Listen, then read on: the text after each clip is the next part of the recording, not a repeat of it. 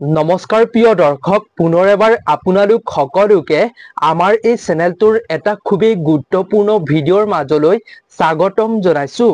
প্ৰিয় দৰ্শক, আজিৰ এই ভিডিঅ'টোৰ জৰিয়তে আমি আপোনালোকৰ লগত শ্বেয়াৰ কৰিব খুজিছো নাহৰ ফুল গছৰ উপকাৰিতা গুণৰ বিষয়ে। এই ফুল হিয়াৰ আমঠু জুবিন দাৰ অতিকৈ প্ৰিয় হয়। হিয়াৰ আমঠু জুবিন দাই এই গছ সদায় ৰোপণ কৰিবলৈ কয়। আচলতে এই নাহৰ ফুল এখন ঘৰত থাকিলে কি কি সুফল লাভ কৰিব পৰা যায়, আজিৰ এই ভিডিঅ'টোৰ জৰিয়তে বাস্তুশাস্ত্ৰৰ অনুসৰি নাহৰ গছ এখন ঘৰত থাকিলে কি হয়, ঘৰখনলৈ কি কি পৰিৱৰ্তন আহে, কি কি সুফল আহে, আমি আপোনালোকৰ লগত শ্বেয়াৰ কৰিব খুজিছো। গতিকে প্ৰিয় দৰ্শক, হিয়াৰ আমঠু জুবিন দাৰ এই প্ৰিয় গছ আপোনাৰ ঘৰত আছেনে নাই, আপুনি নিশ্চয় তলৰ কমেন্ট সেকশনত লিখিব। লগতে প্ৰিয় দৰ্শক, ভিডিঅ'টোৰ মূল বিষয়বস্তুৰ মাজলৈ আগবঢ়াৰ পূৰ্বে আপোনালোকে যদি আমাৰ এই চেনেলটোৰ প্ৰথমবাৰৰ বাবে ভিডিঅ' চাই আছে, তেন্তে আমাৰ এই চেনেলটো অৱশ্যেই সাবস্ক্ৰাইব কৰি ৰাখিব, যাতে আপুনি প্ৰতিদিনে এটা নজনা কথা এই চেনেলটোৰ জৰিয়তে জানিবলৈ পায়। সেইবাবে সকলোৱে চেনেলটো সাবস্ক্ৰাইব কৰি ৰাখিব। লগতে প্ৰিয় দৰ্শক, আপোনালোকে আজিৰ এই ভিডিঅ'টোত নিশ্চয় এটা লাইক কৰিব, কাৰণ আজিৰ এই ভিডিঅ'টোত আমি জুবিন দাৰ প্ৰিয় গছৰ বিষয়ে আপোনালোকৰ লগত শ্বেয়াৰ কৰিব খুজিছো। কথাখিনি ভাল পালে নিশ্চয় আপুনি এটা লাইক কৰিব আৰু আপোনাৰ বন্ধুবৰ্গৰ লগত ভিডিঅ'টো শ্বেয়াৰ কৰিব। প্ৰিয় দৰ্শক, নাহৰ গছ কেৱল গছেই নহয়, এই গছ বিভিন্ন ঔষধতো ব্যৱহাৰ কৰা হয়। এই গছৰ ঔষধিক বহুতো গুণ আছে। আমি আজিৰ এই ভিডিঅ'টোত নাহৰ গছেৰে আপুনি কি কি ৰোগ ব্যাধিৰ পৰা উপশম পাব পাৰিব, এই গছ ব্যৱহাৰ কৰিলে আপুনি কি কি সুফল পাব পাৰিব, তাৰ বিষয়ে আপোনাক কেইটামান কথা শ্বেয়াৰ কৰিম। লগতে এই গছ যিখন ঘৰত থাকে সেইখন ঘৰত এইখিনি হোৱাটো একেবাৰে নিশ্চিত। আহক তেন্তে আমি ভিডিঅ'টোৰ মাজলৈ আগবাঢ়ো। প্ৰিয় দৰ্শক, ভিডিঅ'টোৰ প্ৰথমে আমি আপোনালোকৰ লগত শ্বেয়াৰ কৰিব খুজিছো নাহৰ গছৰ উপকাৰিতা গুণসমূহৰ বিষয়ে। কি কি বেমাৰ আজাৰত আপুনি এই গছ ব্যৱহাৰ কৰিলে সুফল পাব পাৰিব, আহক আমি প্ৰথমেই তাৰ বিষয়ে জানি লওঁ। তাৰ পাছত শ্বেয়াৰ কৰিম আপোনালোকৰ লগত এখন ঘৰত নাহৰ ফুলৰ গছ থাকিলে কি কি সুফল পোৱা যায় আৰু সেইখন ঘৰৰ ব্যক্তিসকলে কিদৰে জীৱনটো পাৰ কৰিব পাৰে, কি কি সুফল সেইখন ঘৰৰ সদস্যসকলে পাব পাৰিব, আমি তাৰ বিষয়ে শ্বেয়াৰ কৰিম। গতিকে ভিডিঅ'টো শেষলৈকে চাই থাকিব। প্ৰিয় দৰ্শক, নাহৰ গছৰ বিভিন্ন উপকাৰিতা গুণ আছে। আমি আজিৰ ভিডিঅ'টোত কেইটামানহে আপোনালোকৰ লগত উপকাৰিতা গুণ শ্বেয়াৰ কৰিম। প্ৰিয় দৰ্শক, এক নম্বৰতে হৈছে, যদি আপোনাক কেতিয়াবা হঠাতে সাপে কামোৰে, তেতিয়াহ'লে আপুনি নাহৰ গছৰ পাত আৰু ফুলৰ ৰস উলিয়াই লৈ যদি আপুনি পিহি সেইখিনি সেই অংশত লগাই, তেতিয়াহ'লে আপুনি অলপ হ'লেও উপশম পাব পাৰিব সেই বিষৰ পৰা। প্ৰিয় দৰ্শক, এই কথা আয়ুৰ্বেদত সুন্দৰভাৱে উল্লেখ কৰা হৈছে। নাহৰ কেৱল এবিধ ধুনীয়া ফুল গছেই নহয়, এই নাহৰ গছৰ মাজত এক চমৎকাৰী উপকাৰিতা গুণ লুকাই আছে। প্ৰিয় দৰ্শক, দুই নম্বৰতে হৈছে, মূৰৰ বিষৰ সমস্যা হ'লে নাহৰ উদ্ভিদৰ পাত যদি আপুনি মূৰত লেপ হিচাপে প্ৰয়োগ কৰে, তেতিয়াহ'লে আপুনি উপশম অলপ হ'লেও পাব পাৰিব।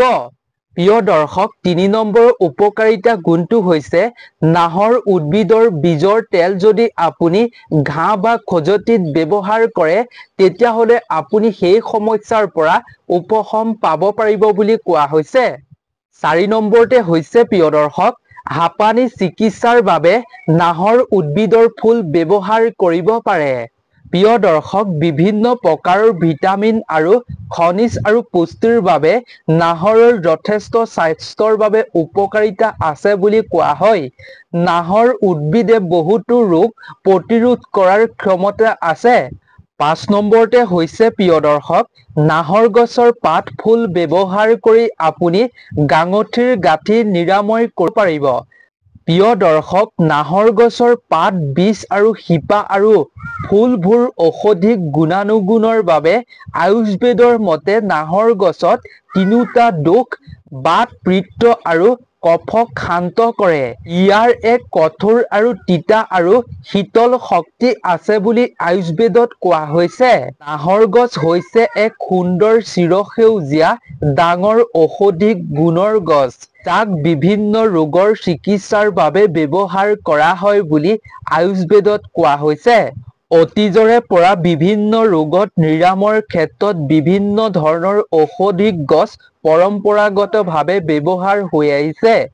এই ঔষধিক গুণেৰে সমৃদ্ধ এই উদ্ভিদসমূহ আয়ুৰ্বেদত চিকিৎসাৰ বাবে বিশেষভাৱে ব্যৱহাৰ কৰা হয় বুলি কোৱা হয়। এনে ঔষধিক গুণেৰে পৰিপুষ্ট উদ্ভিদ হৈছে এবিধ নাহৰ গছ। প্ৰিয় দৰ্শক, এই পাঁচটাই আপোনাক উপকাৰিতা গুণৰ বিষয়ে শ্বেয়াৰ কৰিলো। এনেধৰণৰ বহুতো উপকাৰিতা গুণ আছে নাহৰ গছৰ মাজত। প্ৰিয় দৰ্শক, নাহৰ গছৰ কাঠ অত্যন্ত টান হয়, যাৰ বাবে কৃষকসকলে নাঙলৰ দৰে তেনেকুৱা সা-সঁজুলি তৈয়াৰ কৰে। কেৱল প্ৰিয় দৰ্শক ইমানেই নহয়, নাহৰ গছৰ পৰা ধূপকাঠি আৰু সুগন্ধিও তৈয়াৰ কৰা হয়। লগতে প্ৰিয় দৰ্শক, নাহৰ গছৰ আৰু এটা উপকাৰিতা গুণ শ্বেয়াৰ কৰিছো। সেই উপকাৰিতাটো হৈছে নাহৰ গছৰ ছালৰ ৰস খালে কেঁচুমূৰীয়া ৰোগৰ পৰা উপশম পাব পাৰি বুলি কোৱা হৈছে আয়ুৰ্বেদত। প্ৰিয় দৰ্শক, এতিয়া আমি আপোনালোকৰ লগত শ্বেয়াৰ কৰিম নাহৰ গছ এখন ঘৰত থাকিলে কি হয় আৰু কি সেইখন ঘৰে সুফল লাভ কৰিবলৈ সক্ষম হয়। প্ৰিয় দৰ্শক, বাস্তুশাস্ত্ৰৰ অনুসৰি এখন ঘৰত নাহৰ গছ থকাটো অতিকৈ ভাল, যাৰ ফলত সেইখন ঘৰৰ সৌন্দৰ্য পৰিৱেশটো সুন্দৰ হৈ থাকে আৰু সেইখন ঘৰলৈ কোনো বেয়া শক্তি আগমন কৰিব নোৱাৰে। কেৱল প্ৰিয় দৰ্শক ইমানেই নহয়, এখন ঘৰত যদি নাহৰ গছ থাকে আশে-পাশে, তেতিয়াহ'লে সেইখন ঘৰৰ চৌহদটো সুন্দৰ কৰাৰ লগতে বায়ু প্ৰদূষণ কম কৰাতো সহায় কৰে। আৰু এই নাহৰ গছৰ সেউজীয়া পাতবোৰে ঘৰখনৰ চাৰিওকাষ এক শান্ত আৰু সতেজ পৰিৱেশ কৰি তোলে। সেইবাবে ঘৰত নাহৰ গছ ৰোপণ কৰিব লাগে। আমাৰ হিয়াৰ আমঠু জুবিন দায়েও সদায় নাহৰ গছ ৰোপণ কৰিবলৈ কয়। আমাৰ হিয়াৰ আমঠু জুবিন দাই কয় যে নাহৰ গছ য'ত থাকে তাত জুবিন দাও থাকে বুলি কয়। সেইবাবে আপোনাৰ ঘৰত যদি নাহৰ গছ নাই, তেনেহ'লে আপুনিও নাহৰ গছ আনি ৰোপণ কৰিব। ঘৰৰ পৰিৱেশটো সুন্দৰ কৰাৰ লগতে বায়ু প্ৰদূষণ কম কৰাত সহায় কৰিব আৰু ঘৰৰ পৰিৱেশটো সতেজ কৰি ৰাখিব। লগতে নাহৰ গছ ঘৰত থাকিলে গৰমৰ দিনত আপুনি নাহৰ গছৰ তলত আপুনি ছাঁ ল'ব পাৰে। নাহৰ গছে এক সুন্দৰ ছাঁও দিয়ে। আপুনি গৰম দিনত জিৰণি ল'ব পাৰিব নাহৰ গছৰ তলত। আপোনাৰ ঘৰৰ ওচৰত থাকিলে ইয়াৰ ফলত আপোনাৰ ঘৰৰ ভিতৰখন শীতল হৈ থাকিব। ইয়াৰ উপৰিও নাহৰ গছৰ কাঠ বিভিন্ন কামত ব্যৱহাৰ কৰা হয়।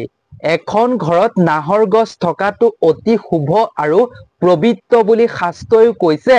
কেৱল প্ৰিয় দৰ্শক ইমানেই নহয়, নাহৰ গছৰ ফুল আৰু পাত বিভিন্ন ধাৰ্মিক অনুষ্ঠানতো ব্যৱহাৰ কৰা হয়। বিশেষকৈ বিহু আৰু অন্যান্য উৎসৱত ইয়াৰ গুৰুত্ব আছে। ধৰ্মীয় দৃষ্টিকোণৰ পৰাও নাহৰ অতি পবিত্ৰ ফুল হিচাপে গণ্য কৰা হয়। সেইবাবেই প্ৰিয় দৰ্শক, আপোনাৰ ঘৰত এজোপা নিশ্চয় নাহৰ গছ ৰোপণ কৰিবলৈ চেষ্টা কৰিব।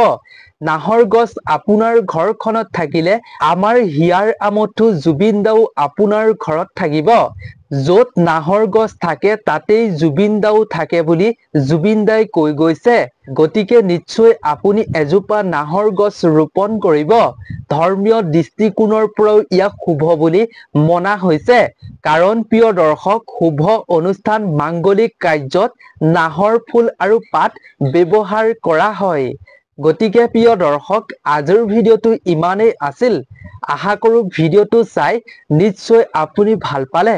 গতিকে আপুনি যদি ভিডিওটো চাই ভাল পালে তেন্তে হিয়াৰ আমঠু জুবিনদাৰ প্ৰিয় এই নাহৰ গছৰ উপকাৰিতা আৰু ঘৰত থাকিলে কি হয় আপুনি জনাৰ লগতে আৰু 10 জনকো এই কথাখিনি জানিবৰ বাবে উপকৃত কৰিবৰ বাবে আপুনি ভিডিওটো যিমান পাৰে শ্বেয়াৰ কৰিব গতিকে আজিৰ ভিডিওটোৰ পৰা আমি বিদায় লৈছো আপোনালোক সকলো ভালে থাকক সুস্থ থাকক তাৰে আমিও কামনা কৰিছো ধন্যবাদ